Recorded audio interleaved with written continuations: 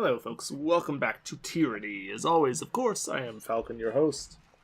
My cat is up on my desk, so if you hear some strange noises or unusual sounds, that would probably be her, although she just jumped down, so it's not going to continue to be a problem. Alright, so, we are at the disfavored camp, and we are about to go into the thing here to talk to the Archons. So last time we discovered that we have until the 26th to complete all of our objectives, which is taking out the rebels, or everyone dies. That only gives us 8 days, which is not very long. We did briefly go over spell creation. I showed you how to do it. We leveled up a little bit. We talked to some people, kind of wandered around, did some things. Faithfinder, always a pleasure. Size you up with open curiosity. When assessment is done, she laughs to herself, shaking her head. Now, I guess this is because we have 2 loyalty with her now. What do you need?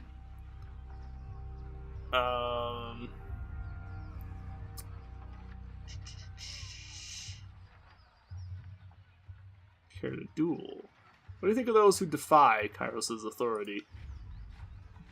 The Tearsman can either fight or submit to Kairos' peace, and only one of those options captures my interest. I suppose I appreciate when they go down fighting. If they did otherwise, we need to find another excuse to flay them. They need to understand, either we unify the Tears under a shared banner or the bottom of a massive grave. Makes little difference to you, me, or Kairos. It is an interesting view of the conquest. It's a pragmatic one, anyway. The Scarlet Chorus caught onto the idea at the beginning of the campaign.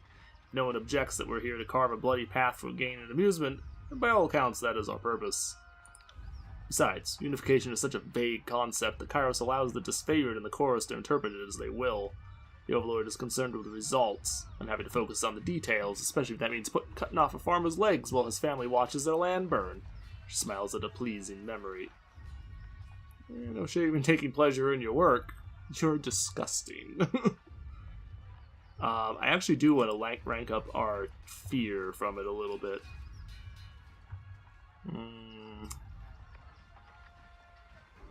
Although we'd be a lot quicker to gain the tier 3 loyalty one, which is actually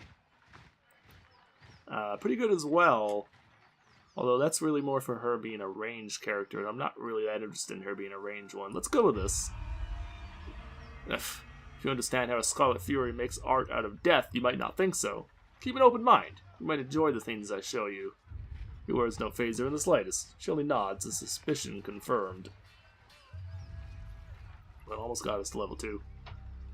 So, did you fight in any notable battles? Spent some time in Azure toward the end of the war. Beastmen ripped my unit apart. Thought they might be working under Karen's orders, but they never found out for sure. Karen is the Archon of Stone. Isn't this the one that was, no, I guess not. Destroyer of mountains and cities. Karen is the reluctant leader of the Earthshaker Guild, though he is less their teacher and more their object of study. The massive Archon is sworn to Graven Ash and provides arcane support to the disfavored war effort. As tall as the hills, so he's huge, whatever he is. Let's change the subject. What are your thoughts on the disfavored? Alright, I don't know what else to really do there. I thought there might be some more detailed things to talk about, but apparently not, so we'll just go ahead and talk to the Archons. This game, my biggest problem with this game so far, it seems to have very long loading times. Like your first time going to an area, or your first time loading anything, really. The first time since you started the game, that is. Not, and I mean, like, ran the game. Not, like, since we began our character or whatever. But since the first time since I opened it on the computer, since last closing it.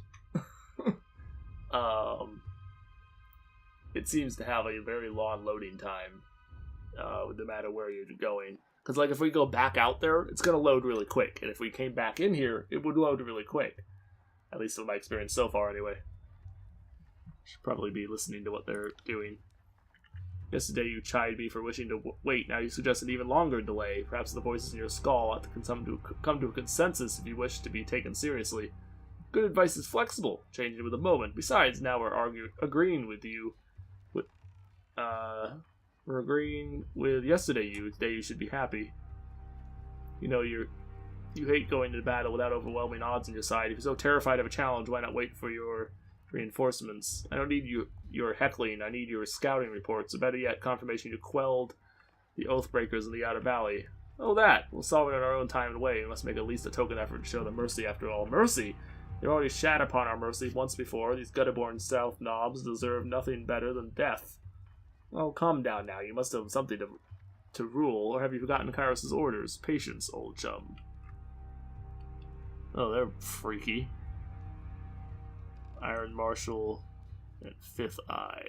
I'm assuming that's like their seconds. So, big glowing dude and other big glowing dude. Alright then. Battle report from Echo Call Crossing blames the failure of the assault on the village on the Scarlet Chorus. Apparently the scouts failed to report critical intelligence about the enemy forces. Well, we're here now to disrupt your little argument. That's 4 reports of avalanches in the mountains now. The Tearsmen can barely count past 9. They have neither the capacity nor the cause to close off the mountain passes. Either way, that leaves the 2nd and 4th cohort trapped outside the valley. The Archon of War pounds his staff on the ground to punctuate his words. A large and imposing man to begin with, his profile is made larger still by his hulking suit of armor that hums with mystic energy. Or it's the work of your perfidious Earthshakers. Only a fool would not suspect a traitorous Archon of poisoning the mind of his students with sedition. We would have killed the Earthshakers Guild for their master's treachery, but I'm sure you have some perfectly valid reason for allowing them to live as your pawns. The Archon of Secrets passes a scepter between his hands as he speaks, twirling the rod in hypnotic circles. Oh. You hear the voices in your head. Well, hello there, Fatebinder. We'll be with you in just a moment. Emerald luminescence seeps from the seams of the Archon's ragged red robes. The glow is most noticeable where his neck ought to be. His mask seems to float and spin, never pivoting or bending naturally. Oh, good. So he doesn't have an actual body. Great. Always good to know. It's also, hey, watch yourself. Seems to take a long time. When these two get going, you don't want to get between them. It also seems to take a long time to load the voices and stuff, which is mildly concerning. Now, this could be the fact that I have run the game. The last few episodes, I've actually recorded them all at once. And I haven't shut down the game, but I've spent a fair amount of time in between recordings. Just kind of dicking around, doing other things. I went and got some food at some point and whatever. So the game is sat open in the background, and I'm wondering if that might be messing it up a little bit. Very well could be. Sometimes games left running in the background don't take kindly to it. So, First whispers fearfully as she beholds the Archons. I'm here to proclaim Kairos' edict. The valley was sealed in preparation for this moment. I'll remain silent for now. I always know you've run out of things to say when you resort to mocking my vassals. If we are to speak of treachery, why is it that my scouts see the Scarlet Chorus warriors defecting back to the Vendrian Guard? Your fearsome reputation has gone flaccid, for it seems you cannot control your soldiers, or perhaps you simply choose not to. That's a dangerous, accusation. Iron Marshal Irenaeus. My lords, the Fatebinder has arrived. The disfavored commander raises her voice, trying with little success to speak over the Archons. Perhaps we could table this discussion and let our guests speak? Speaking of strategic failures, who was it that insisted the valley would need only a token garrison? For some strange reason, we can't seem to recall which balding halfwit grossly underestimated the enemy. Thoughts? Ouch. Archon of Secrets twirls a scepter In a twisting loop, his leather-wrapped hands flipping the heavy rod with an effortless flow. You hear the voices in your head again. Can you hear us, Fatebinder? Cough. We have your attention. If I may address the Archons, are you two just about done? Voices of Nerat gain minor favor, gain minor wrath, and gain minor loyalty with the verse. I'll cough And audibly. I thought you had left agents within these Tearsmen when they surrendered. Either you failed to see this coming, or you knew and let it happen. Incompetent or in cahoots, either way, this mess has your filthy stink all over it. Damn. The Archon of War lurches forward, resting his weight on his war maul as blue luminescence crackles around his armor. We look forward to seeing you explain to Tunon why the Archon of War could not close the vice on this trivial little insurgency. When we are crowned the ruler of the Tears, we shall have this place renamed to Ash's Folly in your honor. He tosses the scepter into the air, catching it as it descends back down. Good, good. Now pay attention. You might miss something. If I could trust the information I get from you and your conscripted mouth breathers, perhaps I'd order my cohorts around a bit more aggressively. But last time I trusted your all-clear report, my troops failed to come home. Ooh. Oh, Ash, old boy. If you're going to have a little sob every time one of your nieces or nephews dies to the Tearsmen, perhaps we should have Siren sing you some calming lullabies to help you cope with your grief. Interesting.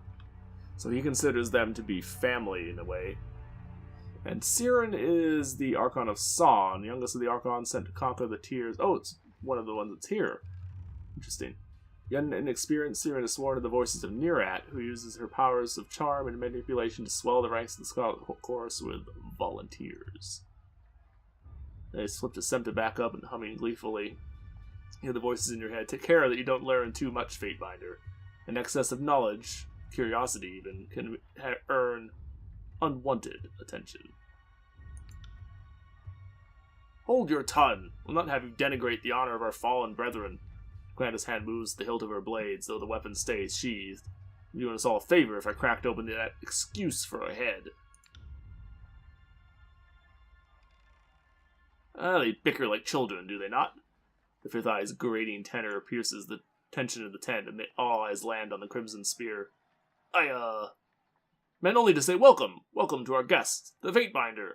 The armor retainer bows with rushed-in elegance, then rises to a salute. Not a moment too soon. Did I give you permission to speak? Ooh.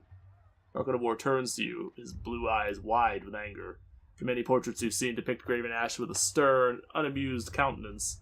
He's even more taciturn in the flesh. You bow. Apologies for the sudden entrance. I've traveled long to be here. Lose a little bit of favor with Nerat, gain some favor with Ash. So Ash likes us to be respectful. Nerat does not. Interesting. And we can glare silently and gain some loyalty with verse. That's kind of funny, actually.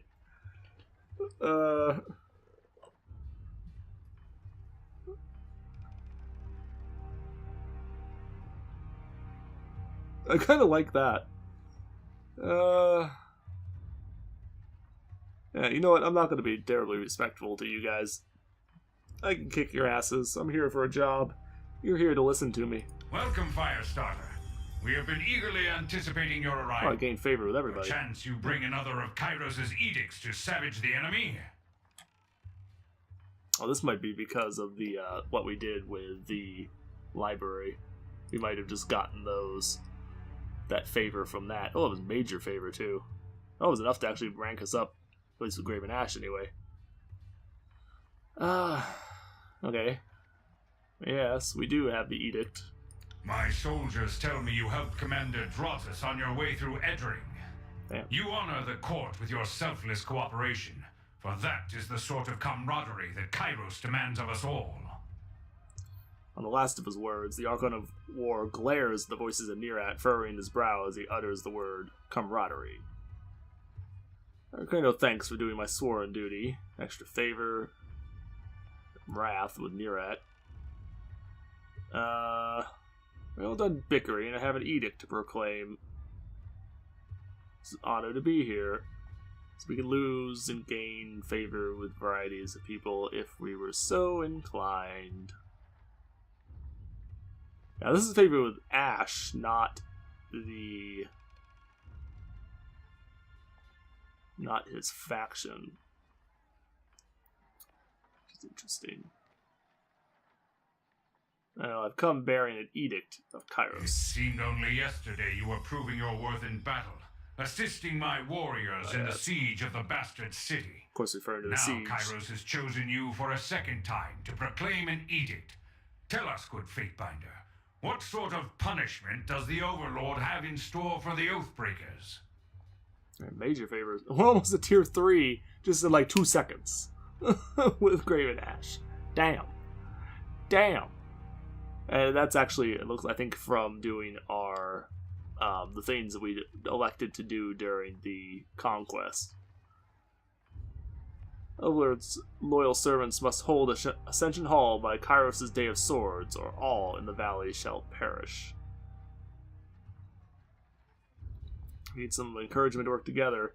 Kairos' edict will end the lives of everyone in this valley unless Ascension Hall is claimed by Kairos' Day of Swords.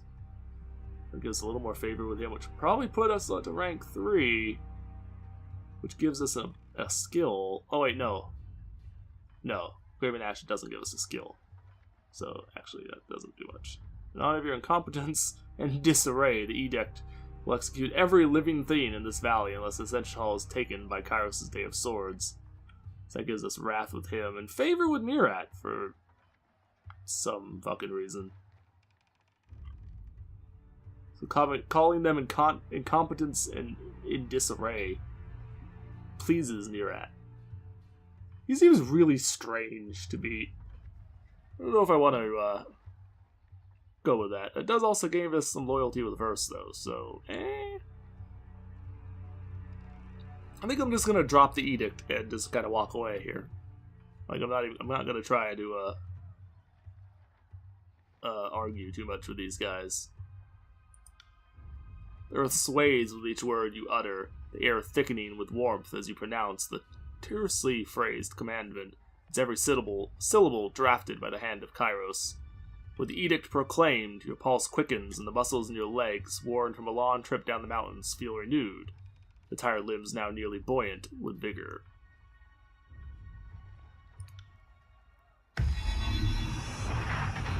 Oh, damn. The Just did some Overlord shit. means to compel us into action. No doubt the avalanches in the mountains are part of this ultimatum. We must conquer the Oathbreakers or die in failure. There is no room for error, and no other way out of this valley alive. Yeah, you're fucking right about that. We'll need to advance across the Matani. We lose everything if we stand still. And we move to backup Plan Green. The Earthshakers didn't make it over the mountain in time. So we do this the hard way. Over the walls instead of through. Taps a finger against his temple. A low rumble escapes from under his beard. So you found your backbone at last! Oh, we were worried past humiliations would make you soft, timid. That was a record for you, right? A baker's dozen lost in one sortie. If you had waited for the chorus reinforcements, maybe we'd have eyes and ears on the matter. Archon of Secrets passes the scepter from one hand to the next, chuckling softly with each toss. Watch him squirm. So many tears over replaceable, expendable, useless soldiers. This is the old Archon of War. You never see blood echo in a blubbering mess over a few dead killers. He'd used the knuckle bones of his best disciples for jewelry and even made a breastplate out of his dead brother's ribcage. That's how a real man deals with grief. Okay then. Bicker all you wish, you're just wasting valuable time. Are you too daft? It is your decision in bickering that necessitated this edict. Gain some favor with Nirat, lose some with Ash. We're going to work together or we're all doomed. Or I can remain silent. They call you the Archon of Secrets, but you certainly don't seem to know anything remotely useful. Gain wrath with him and favor and fear. Ooh. That's using our subterfuge. Now we're only 0 with Nerat. We're already up to almost level 3 on favor with Ash. All right, let's try and do some shit that'll rank up some stuff here. Let's do this one actually. Kind of like the subterfuge one. I second the Fatebinder. Thought you had the memories of one of those Oathbreakers rattling about that bronze gourd of yours. Would Kairos' mighty spy master please enlighten this gathering of allies with some scrap of strategic insight? The Archon of Secrets turns his head to the side until the face of his mask has turned around and a new facet of the mask presents itself as facing forward. When next the Archon speaks, the booming voice of an older man can be heard. Cowards! If I were still alive, I'd freeze the blood as it runs in your veins. You may take the river, but you'll pay for it with your lives. Slaps a hand against his mask, rotating his mask until a new facet looks forward. So this appears to be channeling the personality of Master Hagriver. Hagriver was one of the elders of the School of Tides, the southern school of water magi that fell to the Kairos forces in 429 during the initial attack on Vendrian's Well. By your order, the Tidecasters taken in battle were presented to the forces of Nerat so that their magic might be integrated into the Archon's ever-growing arsenal of knowledge. Also, this is not somebody that we would have seen if we hadn't made that decision. Interesting. Our sources tell us the Oathbreakers had some sort of magical trick in store. Really? But this knowledge is tinged with fear, trepidation. If we make a move for the Matani, we suspect the Oathbreakers will mount a counterattack that is equal parts valiant and futile. I know that voice. Master Hagrivar of the School of Tides. Yes, and that old codger put up quite a fight on the way out. Almost turned himself into a puddle to escape our interrogations. He's not the last of the Tidecasters, though. At the time of his death, there was another. A woman named Ebb. We believe she is one of the mages assisting these Oathbreakers. That would make sense. Enough talking, there's work to be done. A life's hand in the balance because you two bicker like children. Now go, solve this problem you've started. Wrath and wrath. I'm actually okay with that. When we're sitting idle, I expect the disfavored to be on the march at once. Favor with Nerat, wrath with Ash. Trust you are done acting the clown. We'll have your horde ready to march with all haste. And again, favor and that. Let's actually go with this one, because I'll take wrath of both of them, because they're both at fault here. My lord, Barrick, and his band have been drilled on the Echo Call assault plan. The Crescent Runners should be briefing him as we speak regarding the latest enemy movements along the river. I'll dispatch him at once. There are martial salutes, clapping your gauntlet to her breastplate. You know him only by name. Barrick is the commander of the Stone Shields, and well regarded by the disfavored High Command. And I will ensure the Chorus stands ready to march. If the disfavored can take the river, the Chorus has the manpower to secure the outer ring of the valley. Our soldiers clamor for battle, and at last we shall have it. Thus, we command you to continue guarding the Fatebinder. Tunon's Chosen is our honored guest, and must be shown our finest hospitality. Aha. I won't let you down, boss. She'll get through the campaign in one piece, as long as she doesn't do anything too stupid. Oh yeah, level 2 fear with her now, so it won't be too long until we can get her first tier abilities. The Archon twirls the scepter one last time, then taps the fifth eye on the shoulder, and the two depart. Suit yourself, Fatebinder, the more you ignore us. I haven't ignored you. I did acknowledge you, dumbass. I don't know what you want from me.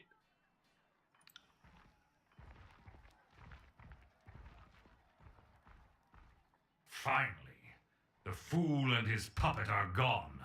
Perhaps now I can hear myself think. Rarely do I question Kairos' judgment, but I will never understand why the voices of Nerat is given such authority. I shudder to think what will become of us all should Tunon favor him in the end. Well, who Tunon decides to favor will come down to who I decide to favor. Though the edict threatens the Scarlet Chorus just as it threatens us, I cannot shake the feeling that our allies will work against us. Well, I don't know about that. You've shown your worth in war, and your name has been known to the Legion since the very beginning of this long conquest. So I'd ask that you join us this one last time to help us wrap up this last objective. Well, I get to die if you don't succeed, so... If you wish to be counted amongst the glorious, speak with the Iron Marshal. She will direct the order of battle until we are ready for the final push into the Citadel. I'm short a few scouts, short a few soldiers, short a few everything. I'm sure my brethren would be grateful for the assistance of a skilled outsider. I'd be honored to help. Or the Scarlet Chorus, how will they be helping?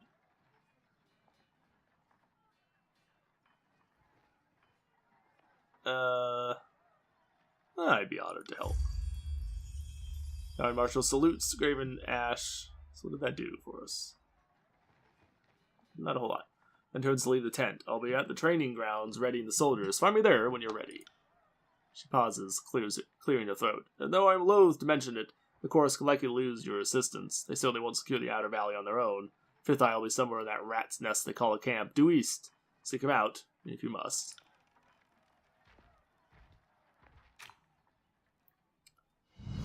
Well, time to rob all your shit. Got it. What do we got? Iron Walker boots. Heavy armor, though, is the problem. They do add a lot more armor, though. Particularly against piercing and frost. Cool. Adds a lot to recovery time, however. And lose a lot of our other stuff, too. I'm not really trying to build like a heavy armor person, at least not right now. I'm hoping to get another companion that will have that kind of thing, though. Because that would be nice, if we could get a companion that has some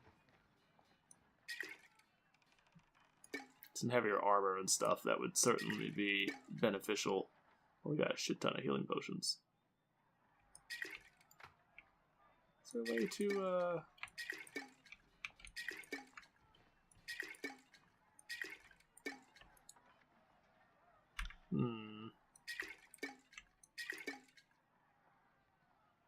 There's gotta be a way to split stacks, right? Like, there has to be. Although, apparently, I have no idea how to do that, so...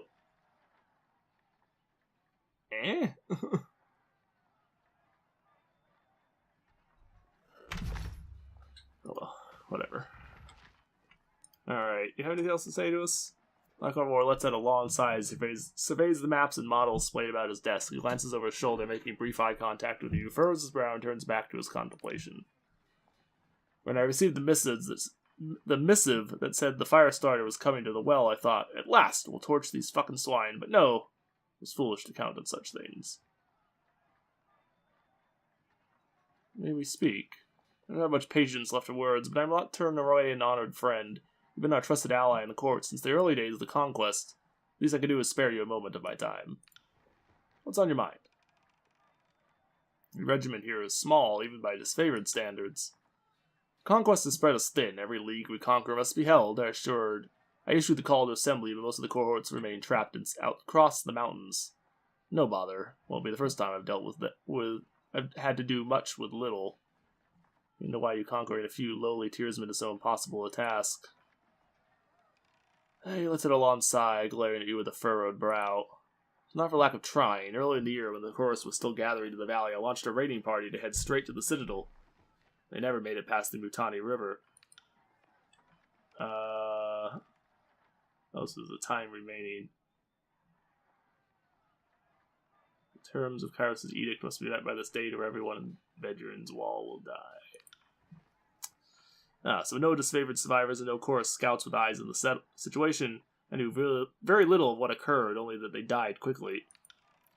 left me short-handed in need of more troops, and they've been slowly trickling in from everywhere, and I guess I've been guilty of waiting for my numbers to be overwhelming instead of merely enough. So what became of the warriors you left to garrison this region years ago? I too have questions about that. He hails sharply, his posture becoming defensive, his cold blue eyes stare at you with an unblinking intensity. I have reason to believe that when the garrison was taken, the disfavored was slain, not by the Oathbreakers. And though I know it in my bones, I cannot prove the voices of Nearad is at fault.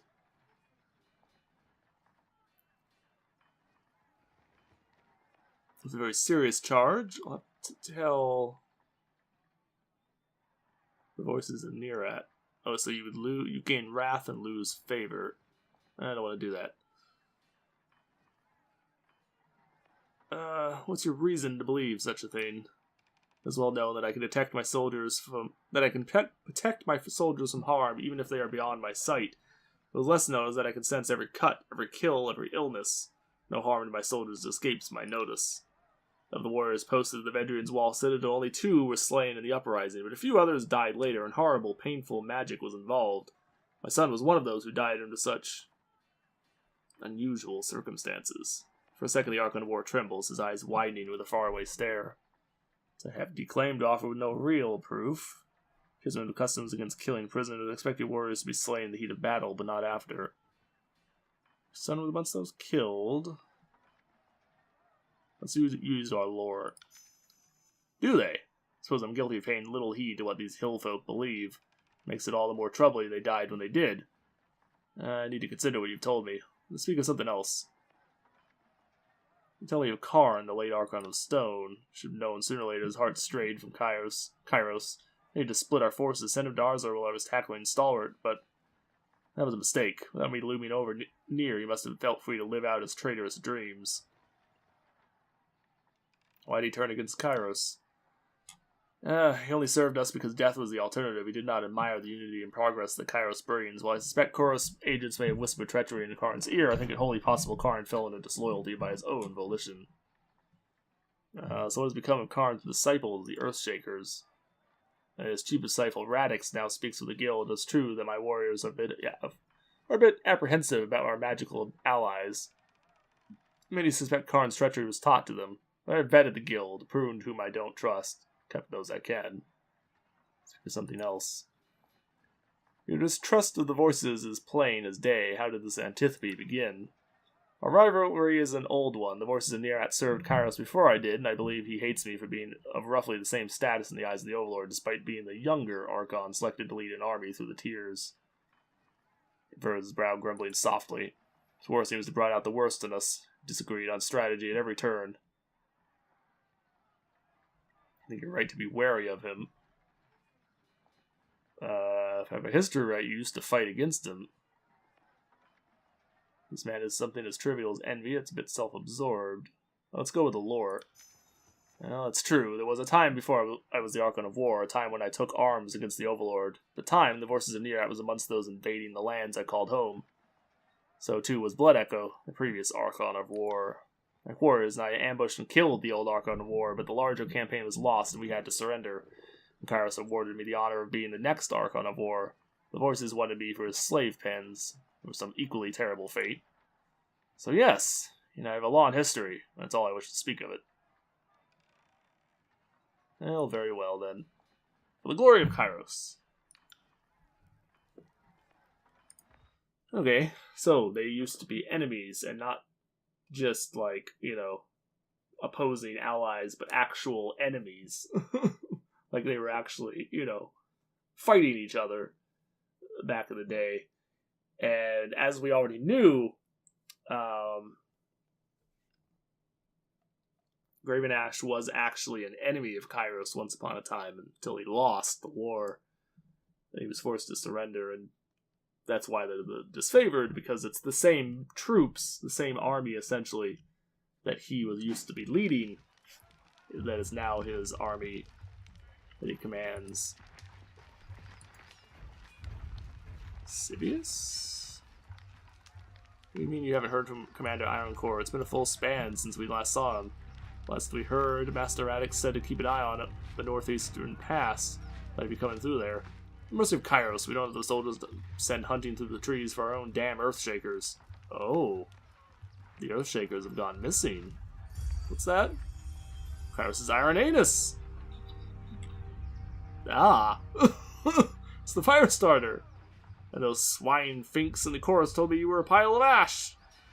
The massive soldier advances, arms spread to grapple you in an embrace. Apparently he likes us. Alright.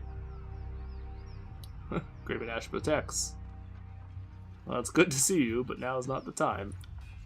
Halting his attempt to embrace you, Servius shuffles awkwardly on his feet before snapping into salute. I'm honored you are here and in one piece.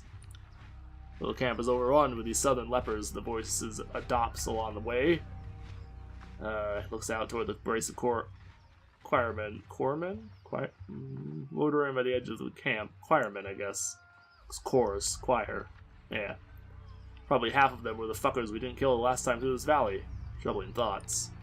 Graven Ash doesn't tell me everything, but I know you're here on official court business. Iron Marshal's running the logistics on this one. I'm just playing slave driver and making sure the patrols stay on schedule. What do you need? I never heard you asking what Earthshaker... Asking that Earthshaker where their reinforcements have gone. Is there a problem? I'm afraid so. Radix, the head of the Earthshakers, was supposed to arrive with a group of his most competent spell slingers to help us break the stalemate. I don't know what's holding up their arrival, and that worries me. If you were at all inclined to lend a hand, you could use some arcane support on our side. I can do that. Could you? I know that Tunan's agents wouldn't fail us in a time of need. I'll mark the last known site of our Earthshaker reinforcements on your map. Good hunting, Fatebinder.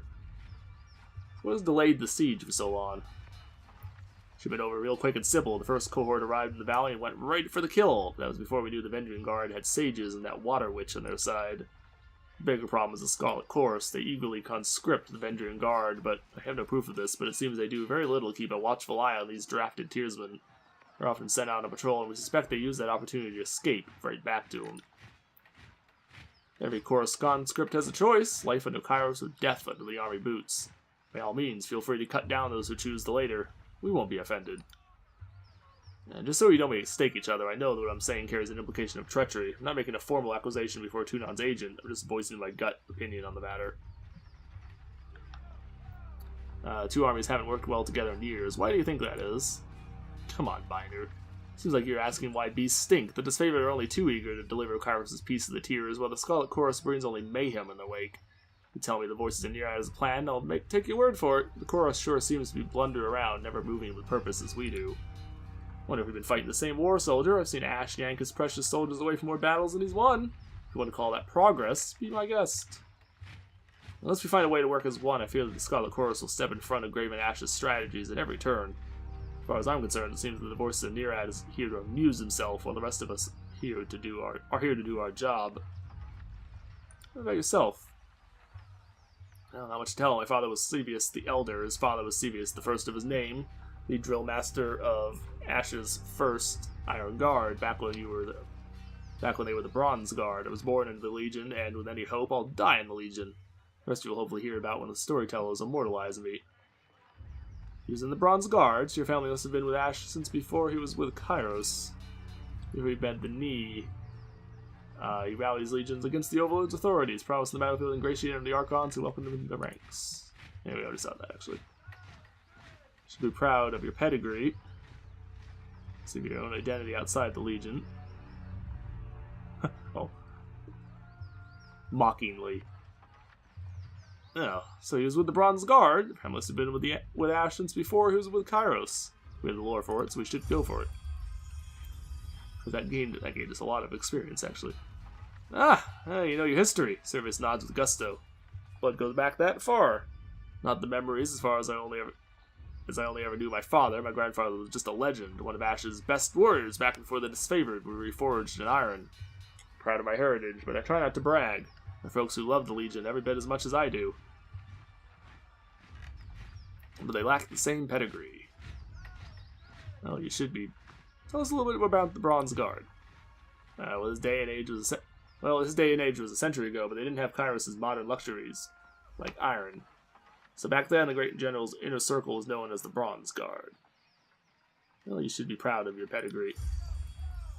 Thanks, but I try not to think about it too fondly. If anything, every time I screw something up, I wish I wasn't dragging the family name through the mud along with me. Back to my other questions, and that was all we had to know. So you just gave us another quest, essentially. Really, is what it comes down to. Alright, so... Can we talk to Barrack now? Nope. We can talk to the Marshal. Don't just coddle the impact. Push back with your shield. Take the momentum. Field commander, the disfavored, pounds her fist in the air as she calls out to the warriors at the training field. I set eyes on your opponent's waistline. You spend more than a glance checking his footwork, you've lost. Fatebinder, welcome to our camp. Disfavored officer nods at your approach. A shame you're here to solve another disagreement between what should be allies, though I trust you will, once again, judge in favor of the hardest working and the most courageous. First came to know the Iron Marshal during the invasion of the Bastartier. One day able to show the plunder of the countryside, the Scarlet Chorus and Disfavored came to you to help settle the chaos. Having awarded the supplies to the elite Disfavored, you helped the Iron Marshal keep her warriors fed throughout the conquest. Ah, okay, so you, once again, we did support the Disfavored a lot in the conquest, so it's no wonder that we've gained a lot of favor with them in comparison. Mentioning you're short on warriors and need help. What's the situation? I have brigades massing along Placid, Echo Call, and Little Tooth crossings. The Vendrian Guard may be able to hold one bridge, but they cannot hold against a concerted three-prong attack. And I'm right to give you orders, but we all die to Kyrus' edict should we fail, so I'm not about to let my pride blind me to the value of good help. The second major attack across the river, right? What happened the last time? Defeat in detail. We carved a bloody path up the river, but at that point everyone who charged ahead was lost. We had no chorus backup, it was just a few disfavored squads. Can't tell exactly how they were defeated, but we lost the whole assault team. And we found bodies washed up in the river for days. It's not often the Tearsmen put up such a good fight, so they made us reevaluate the number we'll need to take this valley. Really? You sure your scouts didn't give you all sorts of details about the enemy and you just choose to disregard our warnings? Or their scouts? I'm sure the Disfavored would have heeded any such advice. Not necessarily. We can pass out blame after the war, only Oathbreakers matter right now. Lose some with Disfavored, but we gained quite a bit with Verse. And that would actually might get us to tier 3.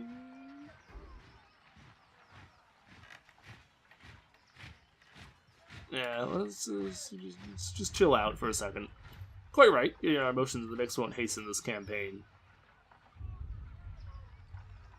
So what's the value of taking the crossing? We can't just march from here to the Citadel with the Vendrian Guard manning the riverbanks. Fording troops and supplies through even the narrowest points of the river makes us vulnerable to attack, especially since our armor wasn't built for swimming. If we can take the river, we may have a clear march to the Citadel, and Ascension Hall will be ours in no time. Do you need my help? Might have poured salt to my pride. We left Fort Resolution with 100 on 100, and there have been no reinforcements or reserves. Keep throwing warriors back into battle before they're properly rested. So yes, we need to rely on all our allies, especially since most of our allies are conscripted Tearsmen, worse than useless. If the Disfavored didn't take every opportunity to insult the Scarlet Chorus, perhaps you'd find our help more forthcoming. Shut your snout, filthy mongrel. I won't suffer childish japes in my camp. She does have a point. You constantly mock them. Oh, if only we were a diplomat. Speak out of turn and defend our host. Apologize. I'll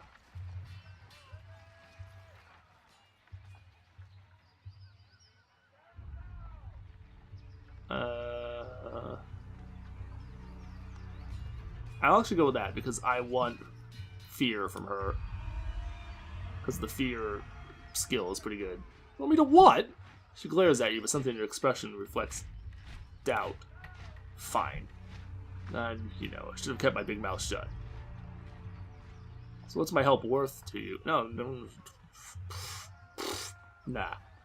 We'll assist. Our plan just might work. Iron Marshal lifts her gauntlet close to her face, shifting her eyes from you to the metal articulations. We're loath to work with these who do not share our training and our values. But we know that Tunon, the adjudicator, selects only the most capable minds for his court, and I trust you will honor us all on the field. Antio will be leading the charge at Echo Call Crossing. Assisting you will be Barrack with the stone shields.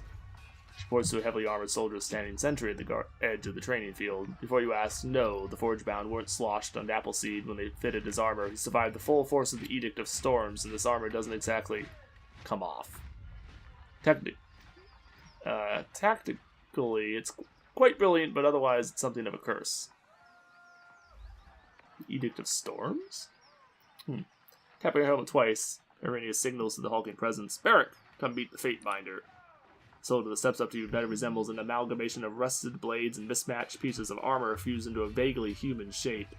He reeks of sweat, feces, and whatever oil treatment keeps him flexible. Oh, this might be another... loyalty and fear, so this is another companion. Fatebinder, the Iron Marshal has tasked me with keeping you alive, and I have no intention of disappointing her. That should be enough assurance for anyone. An honor. Likewise, good Binder. Oh, we have enough favor now. The soldier heaves a heavy iron arm into a salute, his whole body clanging as he wraps his gauntlet against the twisted sheets of metal that form his breastplate. Eric, is that you under there? I had no idea you were in Vendrian's well. Fatebinder, do you know this walking anchor? You know as well as I knew anyone during the conquest. Wait a minute, you two know each other? No. Oh, that is to say, yes. I'm already as familiar with this ironclad halfwit as I care to be. Guards with a mixed We don't have time to trade jabs today, Verse. After the siege, you can throw as many tantrums as you please. I suggest that we remain focused on the mission. No offense to the mission, but seeing you looking like a garbage heap and reeking of a mass grave is more amusing by far. Did you forget how to don your armor, or did Grave and Ash leave you out in the rain? Damn. Varric sighs, a frustrated growl, shaking his iron enclosure of his suit. I know him as well as anyone. That can change. When the tiers are fully under our command, I'll take you to whatever passes for a watering hole in this forsaken country. We'll drink the local swill to honor the fallen. Sounds good. Forget the fallen. I know a great brothel in Lethian's Crossing where we can watch something rise, then fall, then rise again.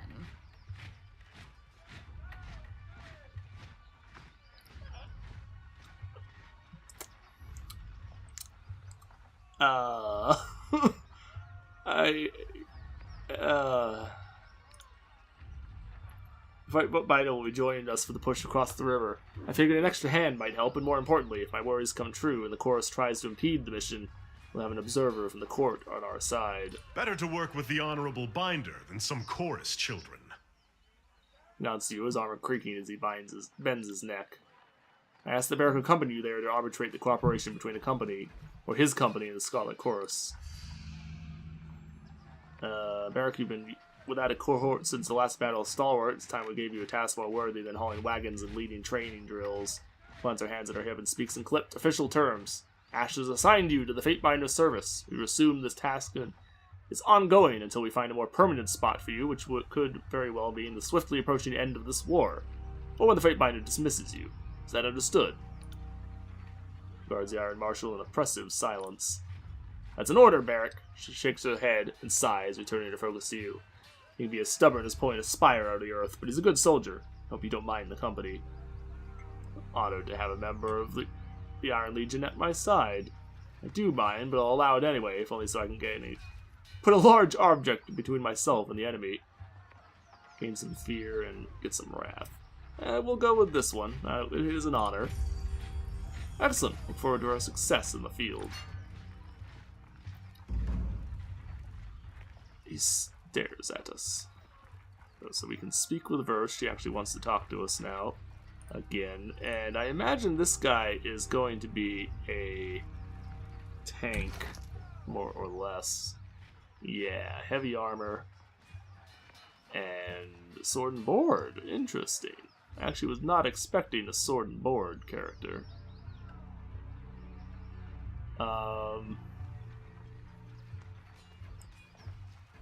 So this would actually up your DPS, but you lose penetration.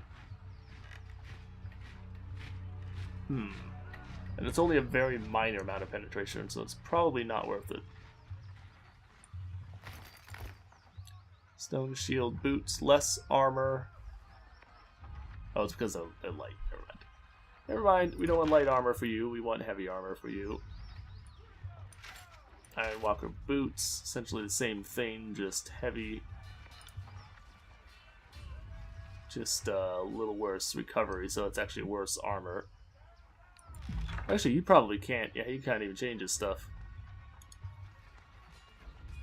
Orderly fusion of rusted scrap for at least 100 warped breastplates and twice as many swords. The heap of lethal garbage fused around Barrick's torso is a rough approximation of armor without destroying him in the process is either a remarkable coincidence or an arcane achievement beyond the comprehension of any smithy, aside from the omnipresent stench of oil and rust. The reek of a long, unwashed body and pools of stagnant bodily fluids oppress the air around Barrick.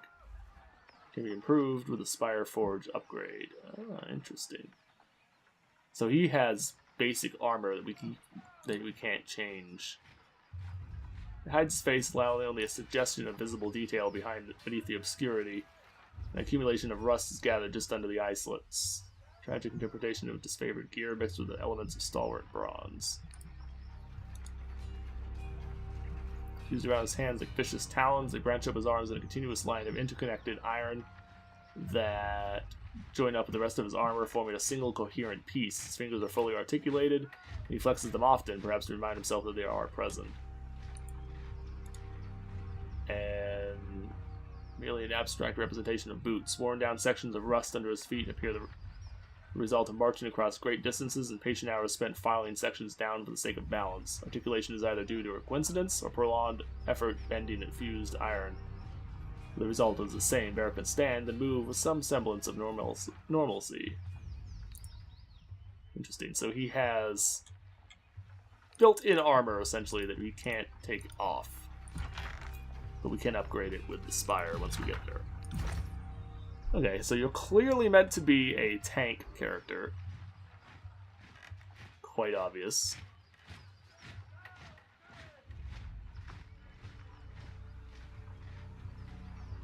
What is this? Edict of Execution?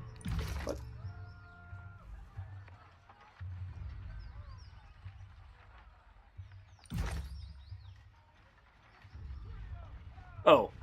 Oh, so we're gaining bonus resolve because we're under the edict. Ah, interesting. Okay. So, we should probably up your might.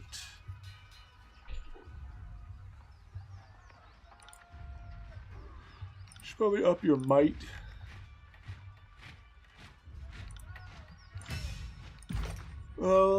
And then let's see. Sentinel, which is a tank ability, challenge enemies to attack him. I'm assuming is going to be like his defensive stuff. Yeah, like shield wall and stuff. And then this is going to be his engagement things. He has attack enemies as they engage you.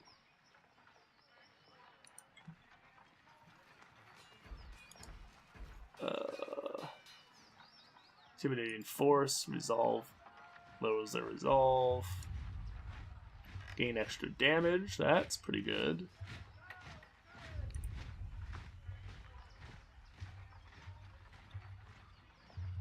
That's pretty good. That said, I think having the taunt would be good because we need somebody to be a tank because our other two people are definitely not tanks. So Forgebound Iron Echo Call or go to the Northern Clearing and look for Earthshakers. I think we will do that next time. I'd have it no other way. Because, at least for the moment, we have nothing else really to do here.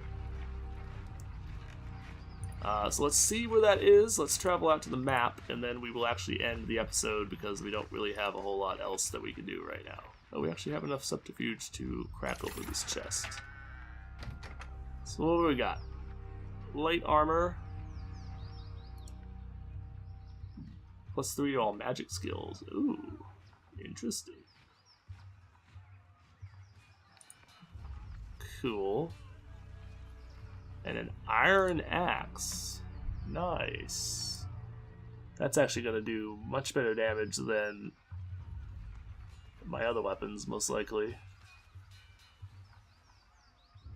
Yeah, although the thing is, I kind of want to keep the bronze hammer, to be honest. Although this might be an upgrade for you. Yeah, slows your recovery a little bit, but that's okay. You do still do more damage, and you do get quite a bit of armor piercing upped with that.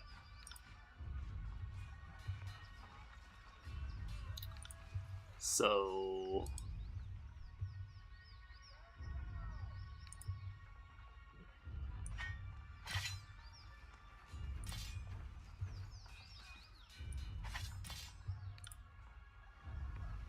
is any better than the stuff that we're using?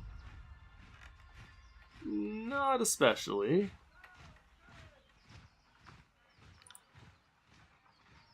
What about the stuff you're using? No, it's definitely worse.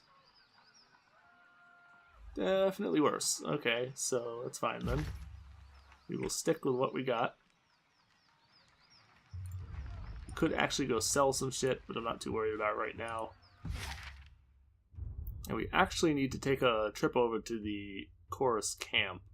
Looks like we kind of have to walk through there anyway. So I guess we will go check that out next time. These episodes are taking a long time for me to really get anything done. And I apologize for that. There's a lot of talking, a lot of things to do that are slower and less super exciting, but still things that need to be done. So we will try to get through the camp fairly quickly, and then we're going to go check out the Northern Clearing next episode. So I will see you then, folks. Take it easy, and have a good day. Bye-bye.